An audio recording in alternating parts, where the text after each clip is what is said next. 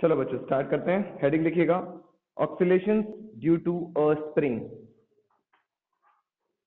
ऑक्सीलेशंस due to a spring, ये main heading है आपके पास, ठीक है। Oscillations due to a spring. इसके अंदर पहला हेडिंग लिखिएगा, horizontal oscillation of a body on a spring. Horizontal oscillations of a body on a spring. Horizontal oscillation of a body on a spring. ठीक है, समझने का प्रयास करिएगा, ध्यान दीजिएगा, समझ में आ जाएगा। इजी है, कोशिश करेंगे तो समझ में आ जाएगा। सपोज करिए ये आपके पास एक स्प्रिंग है। अभी स्प्रिंग को हॉरिजॉन्टली रखा गया है, ठीक है। हॉरिजॉन्टली का मतलब किसी टेबल पे रखा गया है इस टाइप से। ये स्प्रिंग का अभी खींचा ताना कुछ नहीं गया, कोई फोर्स नहीं लगाया गया, मतलब यहाँ पे फोर्स इक्वल टू 0 है, डिस्प्लेसमेंट भी 0 है। तो इस पोजीशन को हम लोग बच्चों बोलेंगे मीन पोजीशन। इसको हम क्या बोलेंगे? मीन पोजीशन, क्योंकि मैंने खींचा ताना कुछ नहीं किया है, ठीक है। अब हम क्या करते हैं, इसको बॉडी को खींच के x डिस्टेंस तक इधर लेके जाते हैं, ठीक है। ये आपके पास सरफेस हो गया, ये स्प्रिंग हो गया, इसको हम स्ट्रेच करते हैं और इसको हमने कितना दूरी तक खींचा? x दूरी तक ऐसे खींचा। तो बताओ बच्चों फोर्स किधर की ओर लगेगा? स्प्रिंग के द्वारा फोर्स किधर की ओर लगेगा? स्प्रिंग अपने तरफ खींचेगा इसको, मतलब स्प्रिंग के द्वारा जो फोर्स लगेगा F इज इक्वल टू होता है माइनस का kx, पता है ना। वो किधर की ओर लगेगा? इस साइड की ओर लगेगा। डिस्प्लेसमेंट इधर गई तो स्प्रिंग इधर की ओर फोर्स लगाएगा, ठीक। चलो थर्ड केस में क्या होगा? ये कहलाएगा इसका एक्सट्रीम पोजीशन। इससे और उधर नहीं जा सकता स्प्रिंग, मान लेते हैं ऐसा कभी होगा, ठीक है। अगला केस क्या होगा? जैसे आप इसको छोड़ें तो ये क्या होगा? जाके कंप्रेस होगा कुछ इस प्रकार। कितने दूरी तक? x दूरी अंदर आकर के ये कंप्रेस हुआ, होगा कि नहीं होगा? तो अब बताओ स्प्रिंग किधर की ओर फोर्स लगाएगा? उधर की ओर लगाएगा, ठीक है। F is equal to minus का kx, जो फोर्स लगेगा वो उस डायरेक्शन में लगेगा, ठीक है। ये भी कौन सा पोजीशन कहलाएगा? एक्सट्रीम, मतलब फर्दर और ये इधर नहीं आ सकता। तो अब क्वेश्चन ये इसमें आता है कि इसकी फ्रीक्वेंसी क्या होगी, या इसका टाइम पीरियड क्या होगा। मतलब एक बार यहां से वापस यहां आने में कितना समय लगेगा, that is called time period.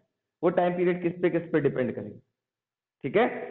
या अगर हम बोले कि 1 सेकंड में कितनी बार इधर उधर आएगा, मतलब उसकी फ्रीक्वेंसी क्या होगी, ठीक है। तीसरी चीज कि भाई ये स्प्रिंग है, आपने इसको खींचा तो एक फोर्स लगाया। अब फोर्स लगाया तो वो फोर्स किसने अपने अंदर स्टोर कर लिया? स्प्रिंग ने अपने अंदर स्टोर कर लिया ना, क्योंकि जैसे ही आप छोड़ेंगे तो ये तो फिर अपने आप में जाएगा, बिना कोई फोर्स के तो जाएगा। इसका मतलब रिस्टोरिंग फोर्स इसके अंदर है। इसका मतलब इसके अंदर होने वाला मोशन कैसा होगा? सिंपल हार्मोनिक मोशन होगा, क्योंकि सिंपल हार्मोनिक मोशन का डेफिनेशन क्या था? If a body move back and forth या to and fro from the mean position से आगे पीछे हो रहा है under the action of restoring force. Restoring force इनको आगे और पीछे करने का काम कर रहा है, तो ऐसे मोशन को हम क्या बोलते हैं? हो रहा है, इसका मतलब ये सिंपल हार्मोनिक इक्वेशन भी इससे बनना चाहिए। सिंपल हार्मोनिक मोशन का इक्वेशन क्या था बच्चों, याद है आपको? वो था आपके पास d² x by dt² plus ω² x equal to 0। याद आ रहा है कि नहीं याद आ रहा है? अगर इसका मतलब अगर ये बन रहा है तो इसका मतलब ये सिंपल हार्मोनिकली काम कर रहा है, सिंपल हार्मोनिकली ऑक्सीलेट कर रहा है, ठीक है। तो देख लेते हैं। तो हम लोग जानते हैं, since we know that spring के अंदर जो फोर्स लगता है F इज इक्वल टू लगता है माइनस का k into X, equation number 1। कोई तकलीफ होता है ना? According to Hooke's law F is directly proportional to x, F is equal to होता है माइनस का kx। अगेन हम लोग जानते हैं फोर्स इक्वल टू होता है बच्चों मास इंटू एक्सेलरेशन। और चंदन सर ने बताया था कि एक्सेलरेशन को हम लोग ऐसे भी लिख सकते हैं, याद होगा, d² x बाई dt²। याद आ रहा है कि नहीं? एक बार x था, उसको डिफ्रेंशिएट किया तो क्या मिल गया था? वेलोसिटी मिल गया था। इसको एक बार और डिफरेंशिएट कर देंगे, मतलब इसको लिख सकते हैं D square x by D T square. एक बार और डिफरेंशिएट कर दिया तो ये क्या हो जाएगा, एक्सेलरेशन। तो इसका मतलब यहाँ पे एक्सेलरेशन की जगह हम ये लिख सकते हैं क्या, D square x by D T square, equation number second. बोलो बच्चों यस नो, वीडियो वालों बोलते रहिए, कोई दिक्कत नहीं sir. So from equation first and second we gate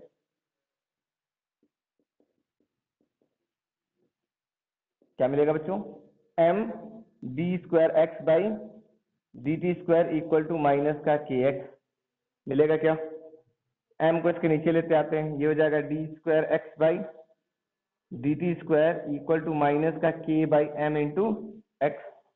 उठा के इधर लेते आते हैं, D square x by D T square plus K by M equal to X equal to 0। और अभी हमने कल आपको फिर से बताया था कि के बाई एम क्या होता है बच्चों, ओमेगा स्क्वायर होता है कि नहीं होता है। तो हम इस के बाई एम की जगह ओमेगा स्क्वायर लिख सकते हैं, D square x by D T square plus omega square x equal to 0। इसका मतलब ये जो स्प्रिंग ऑक्सीलेट कर रहा है इसकी मोशन कैसे है, सिंपल हार्मोनिक मोशन है, क्योंकि ये इक्वेशन आ गया। नहीं आया होता तो हम कहते भाई ये सिंपल हार्मोनिक मोशन नहीं है, लेकिन आ रहा है, इसका मतलब ये जो ऑक्सीलेशन हो रहा है किस टाइप का ऑक्सीलेशन हो रहा है, एसएचएम, सिंपल हार्मोनिक मोशन। बोलो बच्चों कोई दिक्कत, यस नो, वीडियो वालों, वेरी गुड। अब इसी में अगर हम टाइम पीरियड निकालना चाहें, इसी में बच्चों अगर हम टाइम पीरियड निकालना चाहें तो कैसे निकालेंगे, थोड़ा सा ध्यान देना, याद दिला दे आपको कहानी, कहानी करो, याद करो वो कहानी। यहां से यहां तक चलने में कितना टाइम लगता है, कैपिटल टी, याद आ रहा है, एक ऑक्सीलेशन में कितना टाइम लगता है, कैपिटल टी, जिसको हम बोलते हैं टाइम पीरियड, याद आ रहा है। तो बच्चों बताओ, यहां ये एंगल हो गया 0, ये वाला एंगल कितना होता है 90, ये एंगल कितना होता है 180, ये एंगल कितना होता है 270, 3 पाई बाई 2, ये कितना होता है 360, 360 को क्या लिखते हैं 2 पाई। आता है ना रेडियन में लिखना, एंगल को रेडियन में कैसे लिखा जाता है, जैसे हम बोले 180 डिग्री है, इसको रेडियन में लिखना है तो क्या लिखोगे, पाई बाई 180 से मल्टीप्लाई कर दोगे, कट गया पाई, 180 को हम पाई बोलते हैं। अगर 360 को बात करें, 360 को कैसा होगा जल्दी बोलो, पाई बाई 180 काट दिया, कितना हो गया 2 पाई, 2 पाई को हम बोलते हैं 360 डिग्री। मतलब एक कंप्लीट ऑक्सीलेशन करने में कितना एंगल कवर हो रहा है 360 डिग्री हो रहा है ना। तो आपको एक कहानी पता है, एंगुलर वेलोसिटी इक्वल टू क्या होता है, एंगुलर डिस्प्लेसमेंट अपॉन में टाइम टेकन, यही तो होता है। तो अगर हम बात करें 360, एंगुलर डिस्प्लेसमेंट हो गया 360 डिग्री, तो उसमें टाइम कितना लगा था, यहां से यहां तक जाने में टाइम कितना लगा था, कैपिटल टी लगा था कि नहीं लगा था, वीडियो वालों जल्दी बोलो यस नो, वेरी गुड। तो अब यहां से ओमेगा की जगह आप क्या लिख सकते हो बच्चों, जल्दी बोलो, यहां से देखो, ओमेगा इक्वल टू क्या होगा, अंडर रूट में k by M, under root में k by M equal to 2 pi by t, मिलेगा कि नहीं मिलेगा, आप लिख सकते हो, since omega square equal to होता है के बाई एम। टाइम पीरियड निकाल लो क्रॉस मल्टीप्लाई करके, तो क्या मिलेगा, थोड़ा सा ध्यान दो, टाइम पीरियड इक्वल टू हो जाएगा, ये m ऊपर चला जाएगा, k नीचे आ जाएगा, मतलब हो जाएगा 2 पाई अंडर रूट में m बाई के, ये तो टाइम पीरियड हो गया। अरे इसको उधर भेज दिया तो m ऊपर चला गया, k नीचे चला गया, t इधर आ गया, क्रॉस मल्टीप्लाई करके बस सॉल्व कर लिया गया, ठीक। टाइम पीरियड मिल गया। तो आप बच्चों बताओ फ्रीक्वेंसी कैसे निकलेगी, सब जानते हो आप तुम लोग, फ्रीक्वेंसी कैसे निकलेगी, फ्रीक्वेंसी कितना होगा जल्दी बताओ बच्चों। तो हमको पता है सिंस फ्रीक्वेंसी इक्वल टू होता है 1 अपॉन टाइम पीरियड, होता है कि नहीं होता है। तो चलो, तो ये हो गया फ्रीक्वेंसी इक्वल टू 1 अपॉन में टाइम पीरियड की जगह ये पूरा वैल्यू रख दो, कितना होगा 2 पाई अंडर रूट में m बाई के, यही तो होगा। और यहाँ के कहाँ चला जाएगा ऊपर, तो आपके पास फ्रीक्वेंसी कितना हो जाएगा, फ्रीक्वेंसी इक्वल टू हो जाएगा 1 अपॉन 2 पाई अंडर रूट में, ये के ऊपर चला गया तो हो जाएगा के बाई एम। इस फ्रीक्वेंसी के साथ वो वाइब्रेट कर रहा होगा स्प्रिंग, समझ में आया फ्रीक्वेंसी का फॉर्मूला। तो ये फ्रीक्वेंसी और ये टाइम पीरियड, बहुत फॉर्मूला यूज करेंगे अभी हम लोग, ये दोनों याद होना चाहिए। तो फ्रीक्वेंसी का फॉर्मूला कितना हो गया 1/2 पाई अंडर रूट में के बाई एम, और टाइम पीरियड जस्ट इसका उल्टा 2 पाई अंडर रूट में एम बाई के, समझ में आया। चलिए नोट कर लीजिए।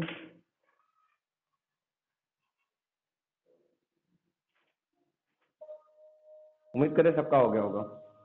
तो देखो, ये तो था आपके पास हॉरिजॉन्टल ऑक्सीलेशन, मतलब स्प्रिंग को ऐसे रखा गया था, है ना, बेंच पे ऐसे खींच करके हो रहा था काम। अब अगर स्प्रिंग को ऐसे लटका दे, इसको पकड़ के ऐसे लटका दे, तो उसमें भी टाइम पीरियड कितना आएगा और टाइम पीरियड कितना डिपेंड करेगा, सब यही चीज डिराइव कर रहे हैं, A to Z पूरा कहानी भाई। उसमें भी ऊपर नीचे होगा सिंपल हार्मोनिकली, इसका मतलब उसका भी इक्वेशन आएगा d square x by D T square plus omega square x equal to 0, वो भी सिंपल हार्मोनिकली ऑक्सीलेट करेगा, ठीक। उसका भी जो टाइम पीरियड आएगा वो यही आएगा 2 पाई अंडर रूट में m बाई के, सेम यही आपको डिराइव करना, बस फिगर चेंज करना, इसको उठा कर ऐसे उल्टा कर देना होगा, सिंपल सी बात, ठीक है। उसका फ्रीक्वेंसी यही फॉर्मूला आएगा, frequency equal to 1/2 pi under root में k बाई m, ठीक है। मतलब चाहे हॉरिजॉन्टल ऑक्सीलेशन हो या वर्टिकल ऑक्सीलेशन हो, दोनों में टाइम पीरियड की वैल्यू सेम रहेगी, फ्रीक्वेंसी की वैल्यू सेम रहेगी, और इक्वेशन तो सेम रहेगा ही रहेगा, क्योंकि एसएचएम कर रहा है, सिंपल हार्मोनिक मोशन कर रहा है। यहां तक समझ में आ गया। अब हम बात करते हैं कॉम्बिनेशन ऑफ स्प्रिंग के बारे में, जो हमने कल कहा था कि बहुत इंपॉर्टेंट टॉपिक है ना।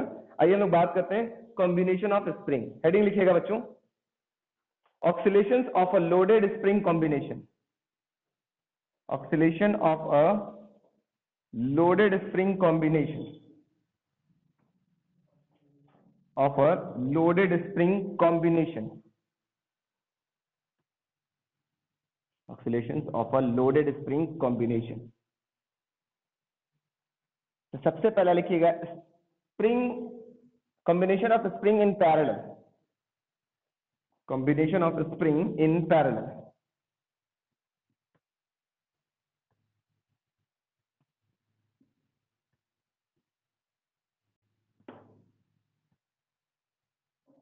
पैरेलल सीरीज तो बहुत अच्छे से समझते होंगे, पैरेलल किसको बोलते हैं, सीरीज किसको बोलते हैं, है ना, सबको आता है ना। क्लास 10th एक बचपन में पैरेलल सीरीज रेजिस्टेंस आता था, याद आ रहा है कुछ? उन्हीं का भाई। पैरेलल अगर नहीं जानते तो फिर से मैं समझा देता हूँ और सीरीज क्या होता है। जैसे मैं हूँ खड़ा हूँ, मेरा एक राइट हैंड है एक लेफ्ट हैंड है ना, कैमरे में उल्टा दिख रहा होगा, हो सकता है। ये कौन सा हैंड दिख रहा है बच्चों? ये मेरा कौन सा हैंड है? अच्छा तब ठीक है, सही दिख रहा है मुझे, मेरे में मिरर कास्ट हो रहा है, इसका मतलब मेरे में उल्टा दिख रहा है। ये मेरा राइट हैंड है, ये मेरा लेफ्ट हैंड है। तो मैं इसी तरह से बहुत सारे बच्चे होंगे उनका राइट हैंड लेफ्ट होगा। तो मेरा राइट किसी का लेफ्ट ने पकड़ा, किसी का राइट उसके लेफ्ट ने, उसका राइट उसके लेफ्ट ने, उसका राइट उसके लेफ्ट ने, इस तरीके से चलता गया, एक चेन बना, that is called series combination, एक सीरीज बन गया। पैरेलल क्या होता है? बड़ा सिंपल है, ये मेरा राइट है, ये मेरा लेफ्ट है, मैंने ऐसे रख करके खड़ा हो गया, राइट यहाँ लेफ्ट यहाँ, वो तुम्हारा भी राइट इधर है, तुम्हारा भी लेफ्ट इधर है, तुम दोनों भी इसी पे हाथ रख लिए, मतलब राइट पे मेरे राइट पे और लेफ्ट पे लेफ्ट पे। उसी तरह से नेक्स्ट कोई बच्चा है, उसका राइट मेरे राइट से पकड़े हैं और उसका लेफ्ट मेरे लेफ्ट से पकड़े हैं, तो ऐसे कॉम्बिनेशन को हम क्या बोलेंगे? Parallel combination. मतलब ये मेरा राइट है, ये मेरा लेफ्ट है, मैंने एक मुट्ठी पकड़ा से, तो अगला बंदा आया, उसका राइट भी मेरे राइट से पकड़ा, मेरे और उसका लेफ्ट मेरे लेफ्ट से पकड़ लिया, हम दोनों किसमें हो गए? पैरेलल। तीसरा बच्चा आया, उसने भी क्या किया, वो अपना राइट हैंड हम दोनों के राइट हैंड पे पकड़ लिया और अपना लेफ्ट हैंड हम दोनों के लेफ्ट हैंड पकड़ लिया, तीनों किसमें हो गए अब? पैरेलल। बात समझ आ रही? पैरेलल की कहानी एकदम सिंपल है, बहुत इजी है, समझने का प्रयास करिएगा। तो मैंने पहले एक बात क्लियर कर दूं, चाहे मैं स्प्रिंग को पैरेलल हॉरिजॉन्टली लटकाएं या फिर वर्टिकली लटकाएं, जैसे भी रखें, उन दोनों के केस में टाइम पीरियड और फ्रीक्वेंसी का फॉर्मूला सेम आएगा। अभी हमने प्रूफ करके देखा, बताया ना। टाइम पीरियड कितना आया था, जल्दी बोलो, टाइम पीरियड कितना आया था? 2 पाई अंडर रूट में m बाई की, और फ्रीक्वेंसी m बाई के ना, टाइम पीरियड। फ्रीक्वेंसी कितना था?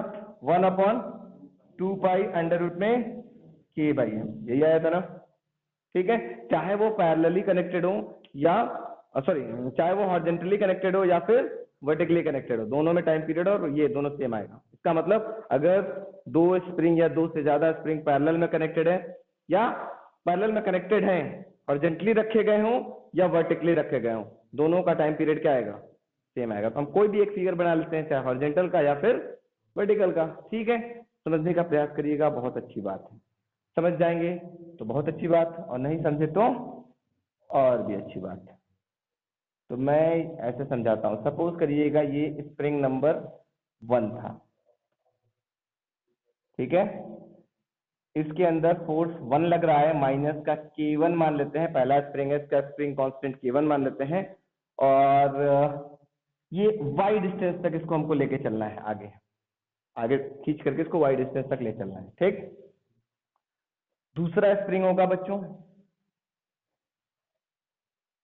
मान लेते हैं ये दूसरा स्प्रिंग आपके पास है, इसे लोड से बांधा गया है, इसका फोर्स क्या लग रहा होगा, F2, इसका स्प्रिंग कांस्टेंट कुछ अलग होगा, होगा कि नहीं होगा, दूसरा है तो एक हो सकता है बाइक का सॉकर ले लें और एक हमें अपने पेन का स्प्रिंग ले लें, दो अलग अलग स्प्रिंग कांस्टेंट होगा कि नहीं होगा। तो दूसरे का स्प्रिंग कांस्टेंट हम मान लेते हैं माइनस का K2 है, और ये भी, इसको भी हम y दूरी तक लेके जा रहे हैं, ठीक है, y डिस्टेंस तक लेके जा रहे हैं। अब इन दोनों को हम पैरेलल में कनेक्ट किए, पैरेलल का मतलब कुछ इस प्रकार, ये पहली स्प्रिंग हो गई और ये, हाँ किसी को पहली किसी को दूसरी, मान लो दोनों को ऐसे कनेक्ट कर दिया, ये मान लेते पहला था F is equal to minus का K1, y डिस्टेंस तक इसको भी लेके चलना है, F1 equal to F2 equal to minus का K2 इंटू y डिस्टेंस तक लेके चलना है। जब इकट्ठा कनेक्ट कर दोगे इंडिविजुअल तो K1 K2 कल आएगा, करिएगा, इंडिविजुअल तो इसका स्प्रिंग कांस्टेंट अलग तरह बिहेव करेगा, इसका स्प्रिंग कांस्टेंट अलग तरह बिहेव करेगा, लेकिन अगर इन दोनों को आपस में पैरेलल में कनेक्ट कर दियो तो इनका अब हम बोलेंगे रिजल्टेंट फोर्स यहां लगेगा इस पे total F, which is equal to होगा माइनस का KP इंटू वाई, पैरेलल में है तो इसको बोल लेते हैं KP, और इसको भी कितना दूर तक लेके चलना है, y डिस्टेंस तक आगे लेकर के चलना है। ठीक है, तो चलो बात कर लेते हैं, सिंस वी नो दैट, थोड़ा सा प्रयास करिएगा समझने के लिए, समझ जाएंगे।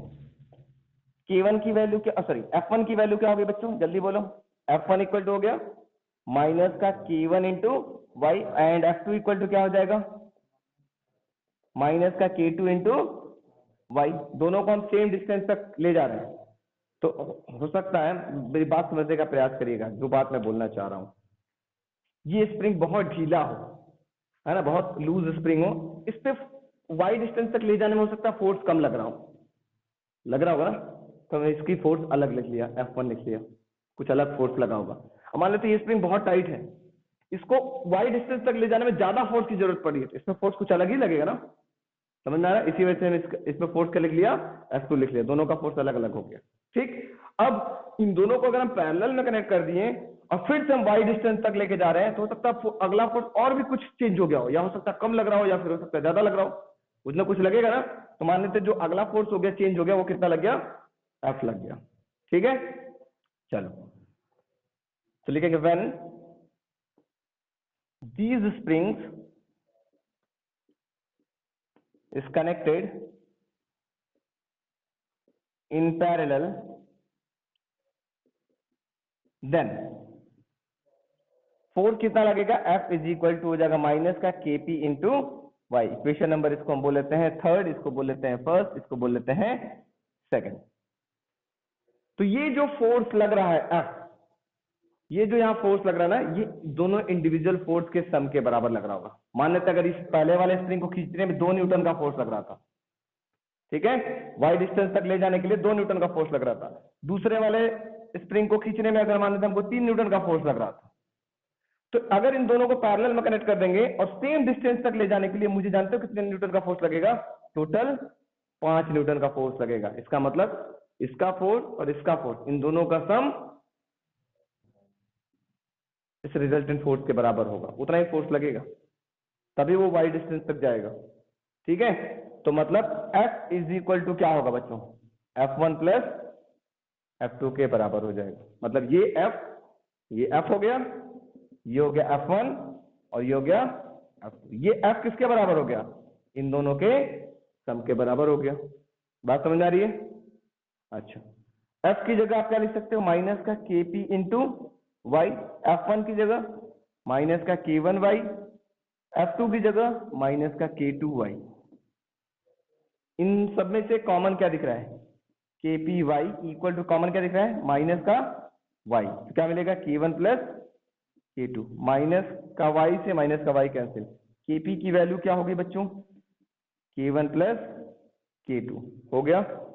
अब हम लोग जानते हैं टाइम पीरियड का formula, time period equal to कितना होता है बच्चों, 2 पाई अंडर रूट में m बाई के की जगह बस लिख देंगे इसमें के पी।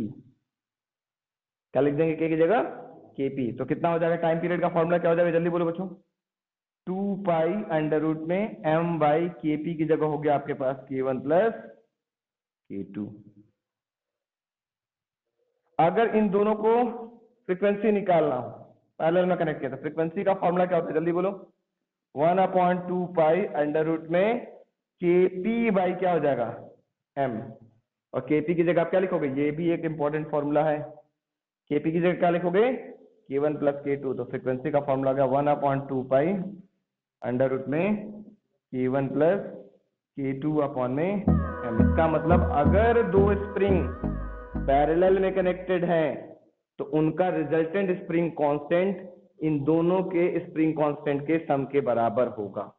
उल्टा चल रहा है। रेजिस्टेंस में क्या होता था, अगर दो रेजिस्टेंस सीरीज में कनेक्ट होते थे तब उनका नेट रेजिस्टेंस आपस में जुड़ जाता था।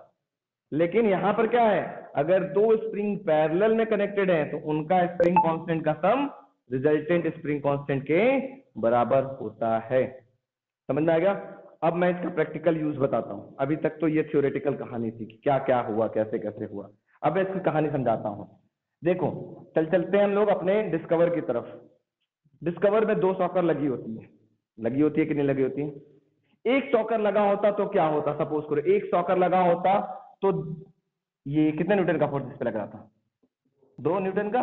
F1 F2 मान लेते हैं 3 न्यूटन का फोर्स, और ये F हो गया कितना, 5 न्यूटन का फोर्स दोनों का। अगर एक स्प्रिंग लगा होता तो मान लेते हैं कोई 2 न्यूटन का आदमी बैठा है, ठीक है, उसके पीछे एक और हम आदमी बैठा दिए 1 न्यूटन का। तो क्या होता, बाइक पे चलता, जहां कहीं भी गड्ढा वड्ढा आता तो तड़ाक से पूरा क्या होता, पूरा का पूरा लड़ता। सॉकर पूरा का पूरा बैठता, क्यों बैठता, क्योंकि ये तो 2 ही न्यूटन तक सह सकता था ना। लेकिन बैठे कितने हैं, 3 न्यूटन के लोग बैठे हैं, तो क्या होगा, पूरा का पूरा स्प्रिंग दब जाता, टूटने का चांस रहता कि नहीं रहता। तो ये प्रॉब्लम थी। अगर मान लेते हैं हम 3 न्यूटन का, तुम कहोगे सर 2 न्यूटन के स्प्रिंग के बजाय मतलब उसका स्प्रिंग कांस्टेंट ऐसा लगा दे जो 3 न्यूटन तक के फोर्स को बियर कर सकता हो। चलो ठीक है, मान लिया कि 3 न्यूटन वाला लगा लेते हैं। लेकिन 3 न्यूटन के लिए आपको क्या करना पड़ेगा, या तो स्प्रिंग का मोटाई बढ़ाना पड़ेगा या फिर थोड़ा सा लंबाई बढ़ाना पड़ेगा, कुछ तो करना पड़ेगा ना। तो हम ये भी नहीं कर सकते, बाइक को और ऊंचा भी नहीं कर सकते और उसके अंदर और चौड़ा करके बाहर निकाल भी नहीं सकते, दोनों प्रॉब्लम है। तो हम क्या करते हैं, अगर हम चाहते हैं कि उसकी कैपेसिटी बढ़ जाए, उसकी मतलब जो फोर्स सहने की कैपेसिटी वो बढ़ जाए, तो हम क्या करते हैं, एक स्प्रिंग रहता होगा, देखा होगा बाइक का सॉकर के, उसके अंदर पैरेलल में एक और ऑरेंज कलर का स्प्रिंग डाल देते हैं। डाल दिया, अब वो कितना सह सकता है, तो बताओ। एक स्प्रिंग तो पहले ही 2 न्यूटन का बोझ सह सकता था, दूसरा स्प्रिंग कितने न्यूटन का सहने लगा, 3 न्यूटन का और सहने लगा, टोटल कितने हो गए, 5 न्यूटन का फोर्स, मतलब टोटल वेट वो सह सकता, आराम से वो चलेगा, कोई दिक्कत होगा नहीं होगा। इसी तरीके से जब ट्रेन आप लोग देखे होंगे, ट्रेन की बोगी देखा है, ट्रेन की बोगी देखिएगा, नीचे एकदम पैरेलल में खूब स्प्रिंग लगे होते हैं। क्यों पैरेलल लगे होते हैं, समझ गए क्यों पैरेलल लगे होते हैं। एक एक लगा देते कॉर्नर पर तो टूट जाता, बहुत लोग चढ़ते हैं, बहुत वेट होता है, टूट जाता है कि नहीं टूटा। पैरेलल में कर दिया तो क्या हो गया, उन सब का स्प्रिंग कांस्टेंट मतलब उन सब का जो फोर्स सहने की जो क्षमता है वो क्या हो जाता, बढ़ जाती। इसी वजह से BMW वगैरह जो लग्जरियस कार, BMW नहीं चलता, चलो BMW भी चलो, जो भी लग्जरियस कार होती हैं उनके अंदर स्प्रिंग जो लगे होते हैं वो पैरेलल में लगे होते हैं कि थोड़ा भी उसमें इंसान हिले तक नहीं, आराम से एकदम चलता रहे। और नहीं तो एक तो गाड़ी आती है, वो देखा होगा टेम्पू, वो टक टक टक टक टक टक टक करते चलती है, जो टेम्पू देखा है क्या, उसके अंदर कमानी लगी होती है, एक सिंगल कमानी होती है, उसी पे चलता रहता है। उससे ज्यादा बैठा लेते हैं सब टेम्पू पे, तो देखते हो क्या होता है, धर धर धर धर, जहां गड्ढा आता पूरा कुदा देता है, कुदादा ना। लेकिन वैसे ही तुम लग्जरियस कार में बैठते हो तो आपको एकदम थोड़ा भी झटका महसूस नहीं होता, क्यों नहीं होता भाई, क्योंकि उसके पास स्प्रिंग है, इतना स्प्रिंग है कि वो जंप कर सकता हो, उतना फोर्स को वो बियर कर सकता हो। इसी वजह से सारे स्प्रिंग्स को वहां कैसे लगा दिया जाता है, पैरेलल में लगा दिया जाता है। बात समझ में आई कि BMW क्यों बढ़िया है। ठीक है बच्चों, नोट करिए। हाँ, हेडिंग लिखिएगा। नेक्स्ट हेडिंग है आपके पास, स्प्रिंग कनेक्टेड इन सीरीज। आप देखिए कैसे होगा, सेम उसी तरीके की कहानी है, बस थोड़ा सा याद रखना है, हम उसको मिटाते नहीं, ऊपर का झूठ मूठ का मिटा दिए, चलो मिटा दिए तो कोई बात नहीं, थोड़ा सा मिटा देते हैं इसको, ऐसे थोड़ा सा इसको मिटा देते हैं, बीच का लाइन रहने देते हैं, अच्छा लगेगा।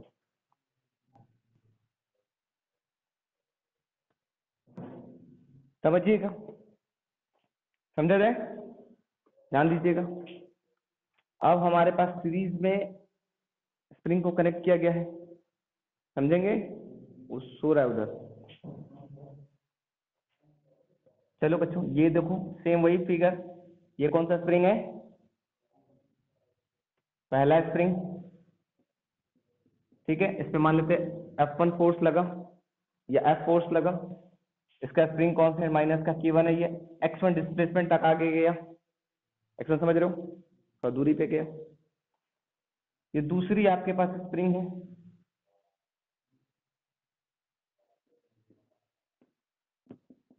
इसमें भी हमने सेम फोर्स दिया, सेम फोर्स दिया, लेकिन हमें क्या दिखाई दिया कि ये थोड़ा और दूर चला गया, गया ना। तो अगर इन दोनों को सीरीज में कनेक्ट कर देते हैं ऐसे, ये पहला वाला स्प्रिंग हो गया और ये हो जाएगा आपके पास दूसरा वाला स्प्रिंग हो गया। तो देखो ये कितना दूर जा रहा है, कोई बच्चा बताएगा क्या, ये और दूर जा रहा है, इसका मतलब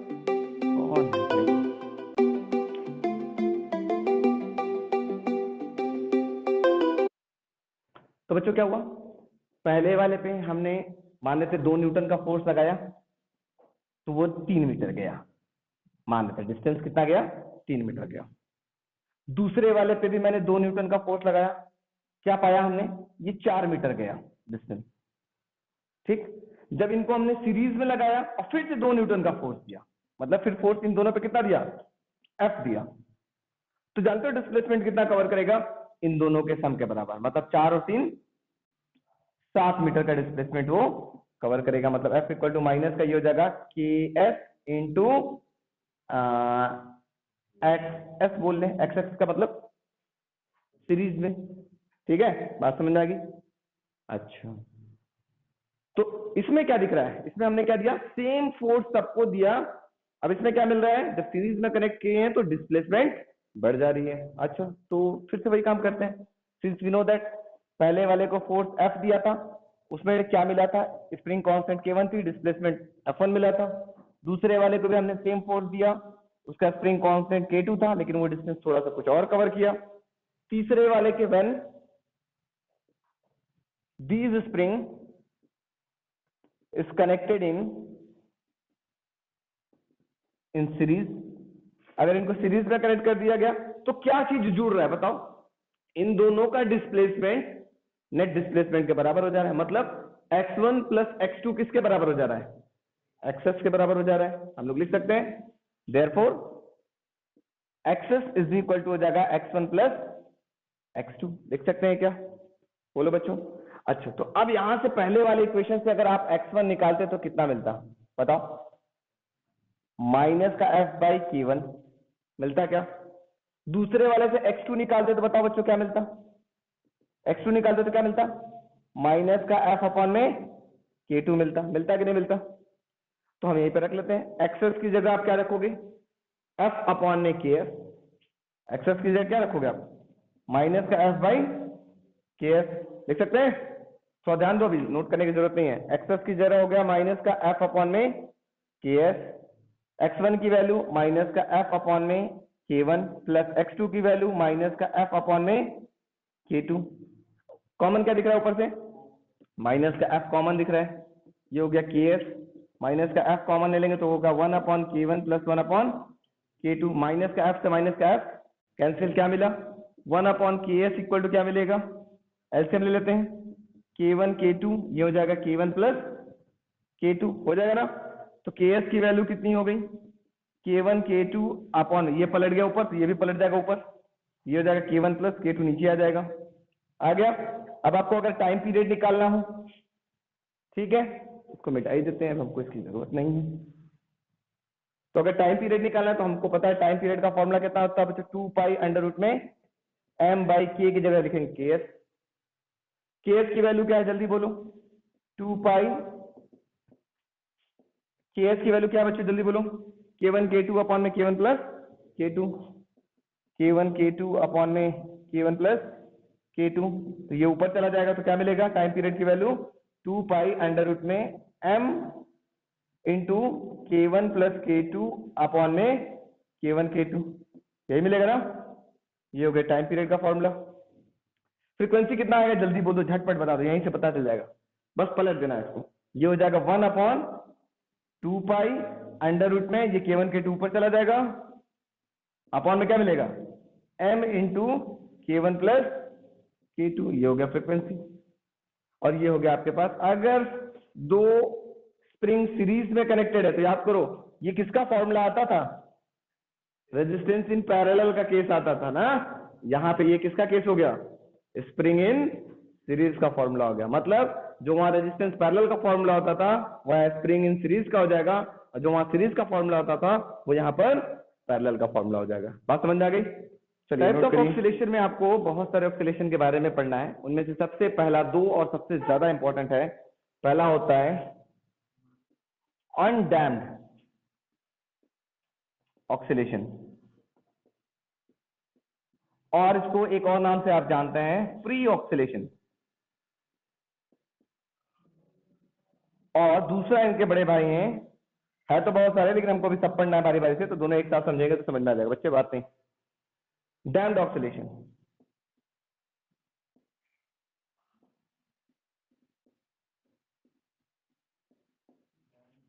हाँ डैम्ड ऑक्सीलेशन और अनडैम्ड ऑक्सीलेशन। अनडैम्ड क्या होता है, बड़ा सिंपल सा है, या फ्री ऑक्सीलेशन इसको क्या बोलते हैं। ये एम्पलीट्यूड ए हो गया, नीचे एम्पलीट्यूड हो जाएगा -ए। अगर समय के साथ साथ एम्पलीट्यूड के अंदर कोई चेंजेस ना आए, ऐसे ऑक्सीलेशन को हम अनडैम्ड ऑक्सीलेशन कहते हैं। मतलब एम्पलीट्यूड रिमेन्स कांस्टेंट, ऐसे।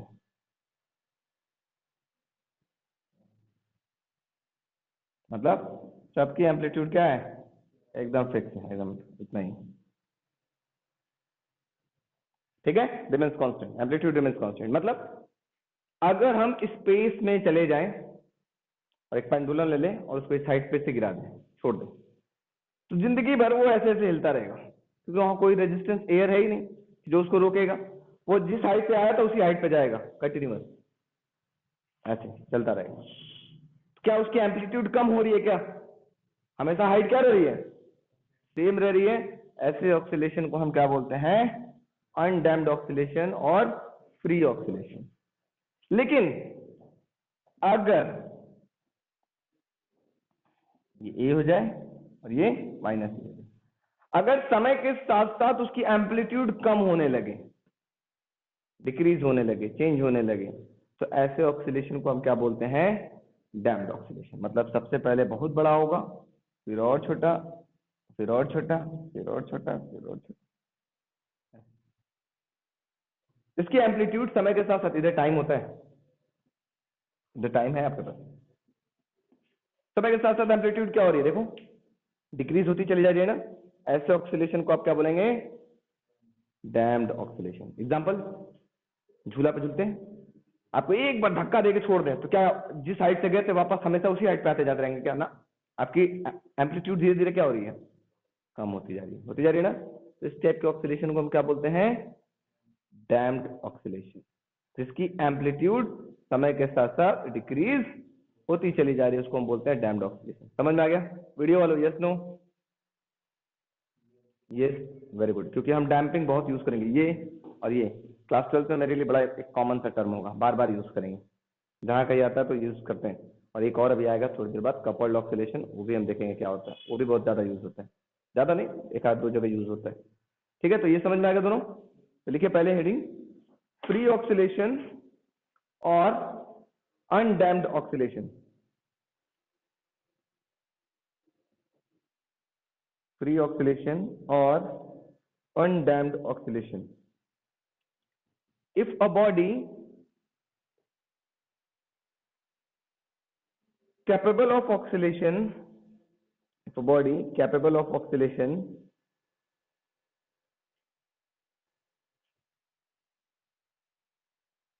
is slightly displaced, is slightly displaced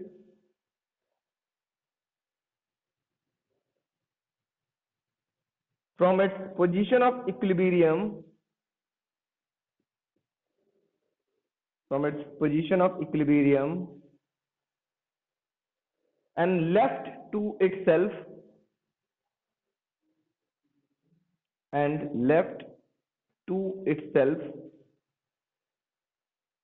it starts oscillating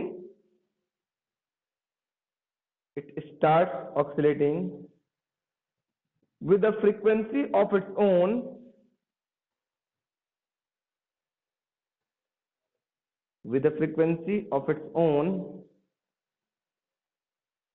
such oscillations are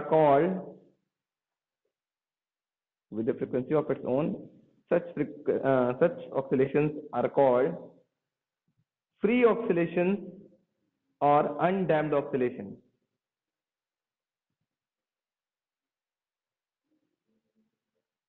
और करके एक और डेफिनेशन लिख लो, बहुत इजी वे में लिख लो. The oscillations in which the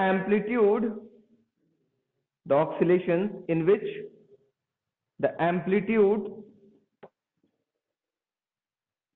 remains constant with the passage of time. Amplitude remains constant with the passage of time is called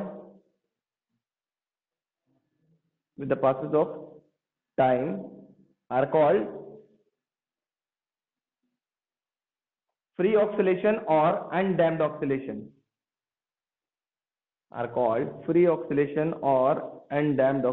ये फिगर बना लीजिएगा.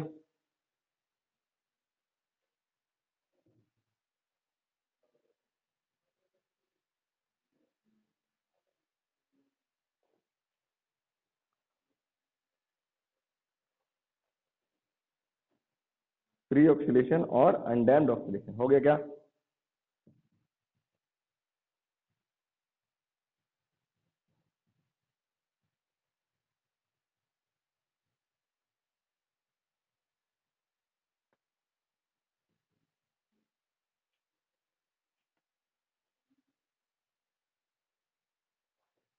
चला जाए next.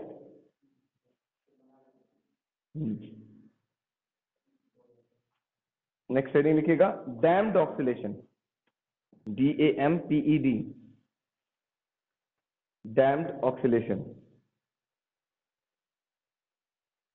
The oscillations in which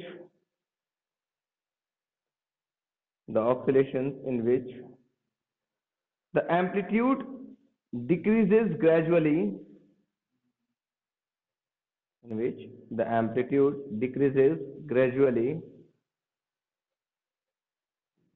with the passage of time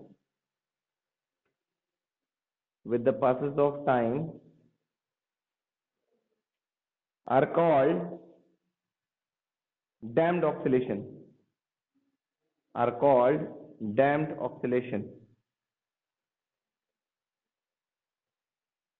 वो बना लो damped oscillation वाला figure.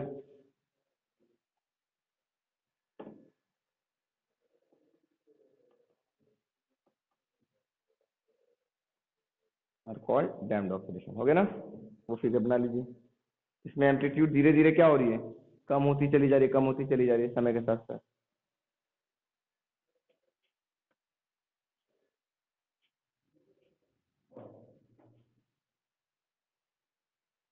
बन गया?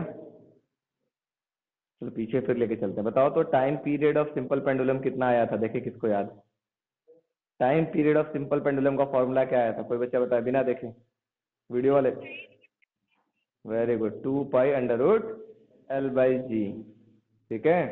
L क्या था? Length of string. और वो mg cos थीटा काम कर रहा था. हाँ, स्ट्रिंग के टेंशन को बैलेंस कर रहा था. और mg sin थीटा क्या काम कर रहा था? पर्टिकुलर डायरेक्शन में स्विंग कराने काम कर. Very good. नेक्स्ट हेडिंग लिखिएगा. Very good. Next heading maintained oscillation. Maintained MAINTAINED maintained oscillation क्या होता है? थोड़ा सुन लो, इजी है, समझ में आ जाएगा. समझाए? मेंटेन्ड ऑक्सीलेशन क्या होगा? वो सेम, सपोज करो सेम झूला है, झूला पे झूल रहे हैं, अगर हम छोड़ देंगे तो क्या होगा, उसकी एम्पलीट्यूड धीरे धीरे क्या हो जाएगी, कम हो जाएगी। वो किस टाइप का ऑक्सीलेशन हो जाएगा, डैम्प्ड ऑक्सीलेशन हो गया। लेकिन हमें छोड़ना नहीं है, एक बार आया धक्का दिए, फिर आया, फिर मैंने धक्का दिया उतने फोर्स से, फिर सेम हाइट पे जाएगा, फिर आएगा, फिर धक्का देंगे। तो हमने क्या किया, उसकी एम्पलीट्यूड को क्या किया है, मेंटेन किया ना, कि भाई उतने पे रहो। कैसे मेंटेन किया है, बाय एक्सटर्नल फोर्स की सहायता से हम उसकी ऑक्सीलेशन को क्या कर रहे हैं, मेंटेन कर रहे हैं ना। That type of oscillation is known as maintained oscillation. मतलब किसी एक्सटर्नल एजेंसी के द्वारा उसकी एम्पलीट्यूड को हम क्या कर रहे हैं, मेंटेन कर दे रहे हैं, भाई उतने पर ही है, चेंज नहीं हुई है। तो ऐसे ऑक्सीलेशन को हम बोलते हैं क्या, मेंटेन्ड ऑक्सीलेशन। बच्चों वीडियो वालों कोई तकलीफ, समझ में आई कि नहीं, yes no?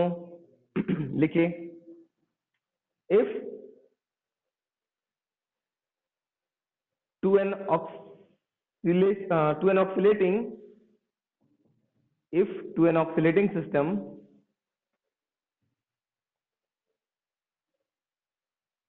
energy is continuously supplied,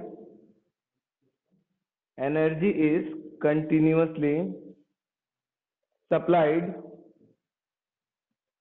from outside,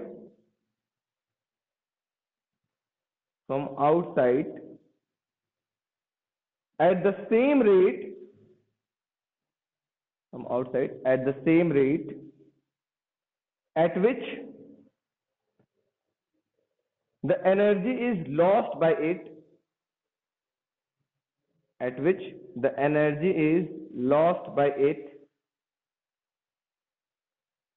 then its amplitude can be maintained,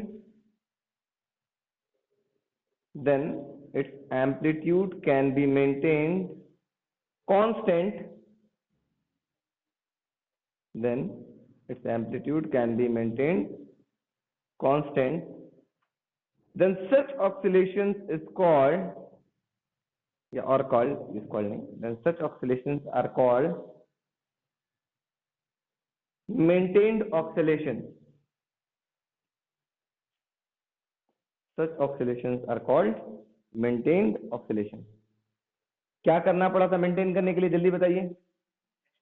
external, जितना एनर्जी वो लूज कर रहा है ना, आप आते हो जाते समय में कुछ एनर्जी लूज कर रहा होगा ना, सेम एनर्जी किसी एक्सटर्नल एजेंसी से उनको क्या करना है, प्रोवाइड करना है, कि भाई आप अपने एम्पलीट्यूड को मेंटेन किए रहिए, आप उसी हाइट तक जाइए। तो ऐसे ऑक्सीलेशन को हम क्या बोलते हैं, maintained oscillation. What is undamped oscillation? In any oscillation, if amplitude remains constant with the passes of time, समय के साथ साथ अगर amplitude remains constant, then such oscillation is known as undamped oscillation or free oscillation. What is damped oscillation? In such oscillations, the amplitude decreases gradually with the passes of time. समय के साथ साथ उसकी amplitude अगर decrease कर रही है, तो such oscillation is known as damped oscillation. Next maintained oscillation क्या था? In such oscillation, external energy is applied to maintain the energy, या rate of energy lost by it, to maintain its amplitude, है ना, to maintain its amplitude remains constant, then such oscillations are called maintained oscillation. Video वालों कोई तकलीफ, yes no? Video वालों, ये mg cos theta का काम क्या था? इसको टेंशन को बैलेंस करने के लिए, मेंटेन करने, मेंटेन ऑक्सीलेशन पढ़ा है तो मेंटेन करने लगे तुम, है, हम जान रहे थे। अभी हम तो हाँ, बैलेंस करने के लिए, मेंटेन नहीं। हाँ, मेंटेन करोगे तो फिर मेंटेन, हम जान रहे कि अभी तुम्हारा दिमाग घुसेगा। अभी कपल बताएंगे ना, तो तुम्हारा दिमाग अभी और कहीं दूसरे तरफ जाएगा, देखना अभी। फिर अभी फोर्थ ऑक्सीजन बताओ, फिर और दिमाग चकराएगा, है ना। अच्छा, ये बताओ वीडियो वाले बच्चों, वो टाइम पीरियड का फॉर्मूला कितना आया था? टाइम, सिर्फ एक ही बच्ची बोल रही है वीडियो वालों। आकांक्षा, भावना, क्या था टाइमिंग, टाइम पीरियड? एल क्या है बेटा, एल क्या है? Length of string,